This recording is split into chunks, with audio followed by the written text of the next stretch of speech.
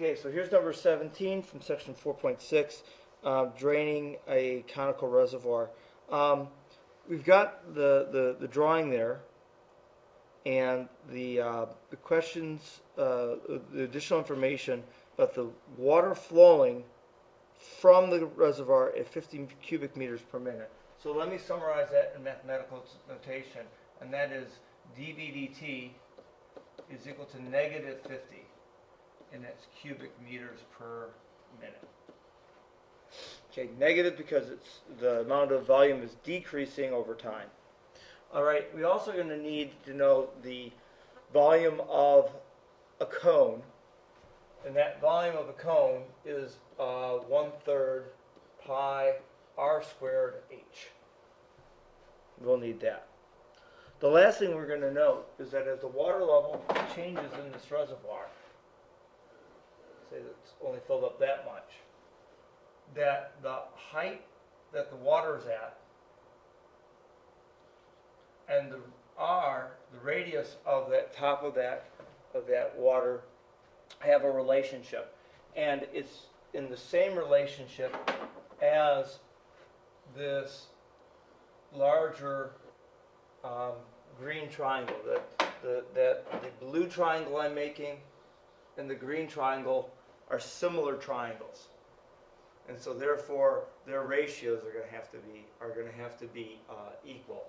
So I might say that 45 is to 6 as r is to h. That the ratio of the radius to the height of the water is always going to be equal to 45/6.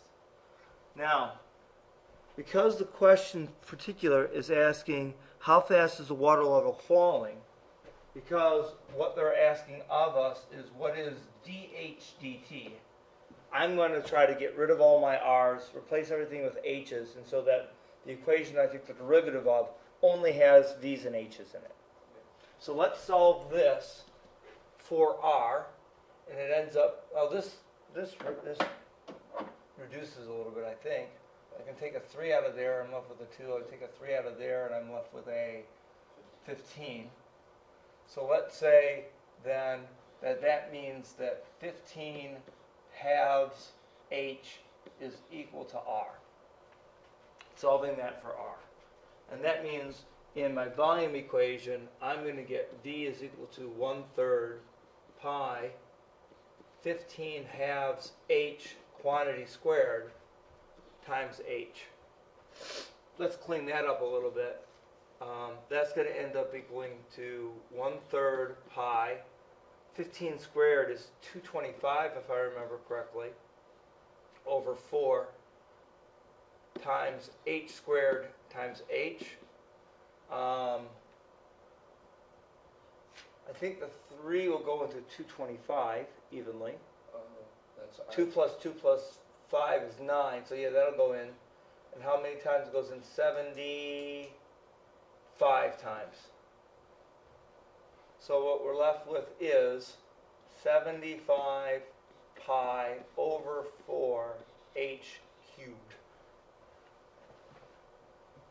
I didn't cancel. I just. Well, you could get the right answer by not canceling, but why make our life harder? Okay.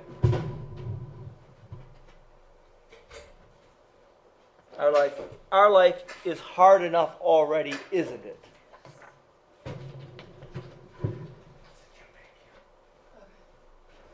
Right. So now that we've got this as cleaned up as we can, let's go ahead and let's take the derivative of both sides. The derivative of v with respect to time is going to be dv dt. The derivative of this mess over here with respect to time is going to be 75 over 4 times pi times 3h squared dh dt. And I think I can clean that up just a little bit. 3 times 75, oh, it's 225. We're back to 225 over 4 times pi h squared dh dt. All right. Now you would put negative 50 in. Well, we're going to put negative 50 in. What's the other part of the information? How fast is the water level falling when h is equal to 5 meters? That's the question being asked. So the other part of the plug and chug is going to be the 5 in for the height. So negative 50 in for dVdt. 225 over 4 times pi times 5 squared times dH and dt for the other side. And now let's just do some algebra to find out what dH dt is. I've got negative 50 is equal to, this is 225 times another 25, which is 5,625 pi over 4 times dH dt, or that dH dt is going to have to equal to negative 50 multiplied by 4 and divided by 5625 pi.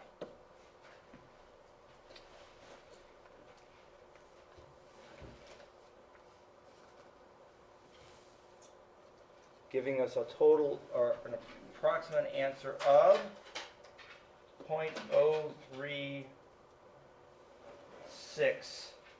rounded meters per second.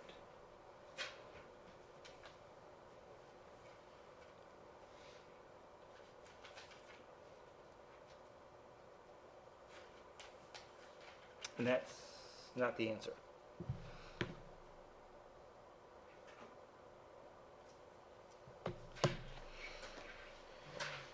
Oh, you're supposed to give your answer in centimeters per second, but even if I convert it to centimeters per second, it's still not the answer. Where did we go wrong?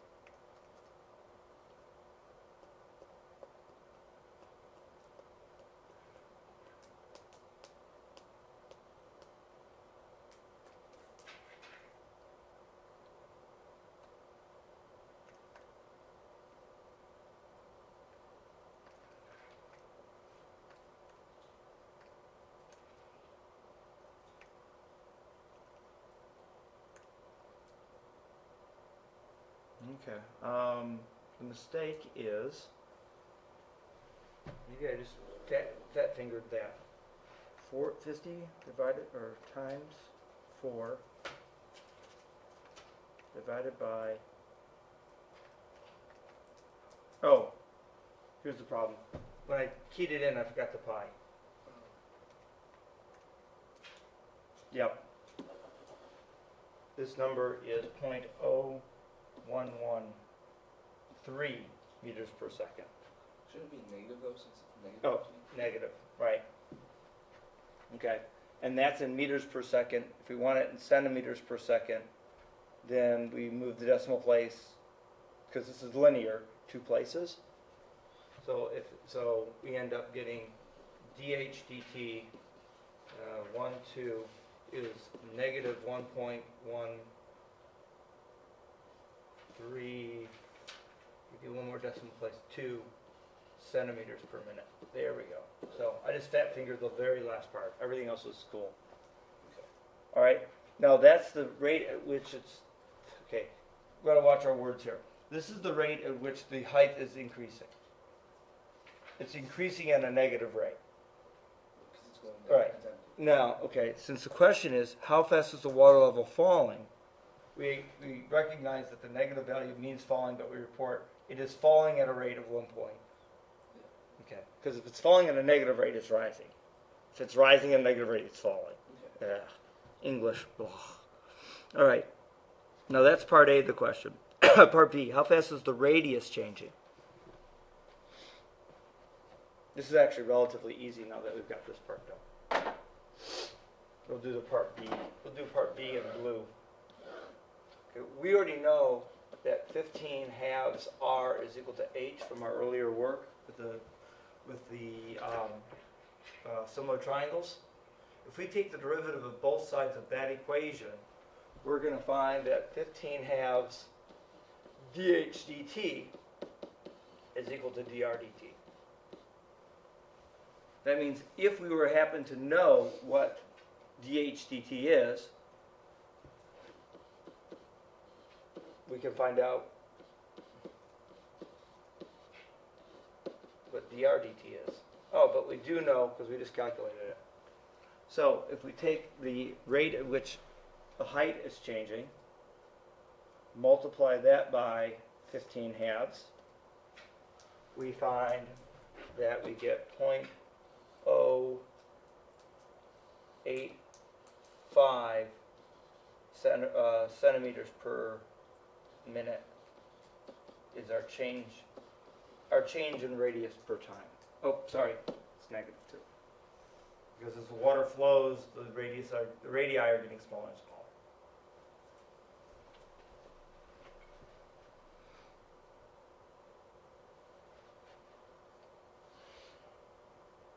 I'm sorry, I fat fingered that as well. And my eraser isn't working. Okay.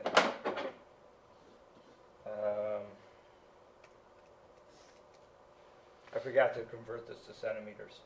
The real answer is negative 8.488 centimeters per minute. I put in a meters answer. There we go. There's the centimeters answer.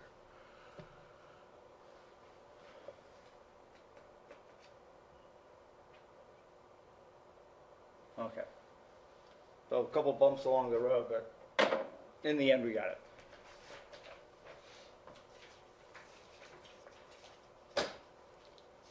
Good? Okay, you kind of joined late, Michelle. Did you have any questions along the way? The 45/6, This area right here? Yeah. Okay. This is coming from the fact that there's similar Yeah. triangles. I got that, but like, don't you know age? Okay, here's always the most difficult part of these problems. And that is, as the water is coming out of the cone, H is constantly changing. Okay, we want to know that dH dt at an instance. Okay, so the trick is always to recognize that H is a variable, it's changing. And we're not going to use the fact that we're interested in the instant that the water is 5 meters tall, or 5 meters high, until after we do the derivative. So here's an idea. If I said, oh, I'm only interested at time 5, if I put all those 5s into that equation at that point, you know what happens? I don't have any variables, and when I take the derivative, I get nothing but a constant, and a derivative of constant 0. We don't put that information, we don't do the plug and chug step until after the derivative. All right.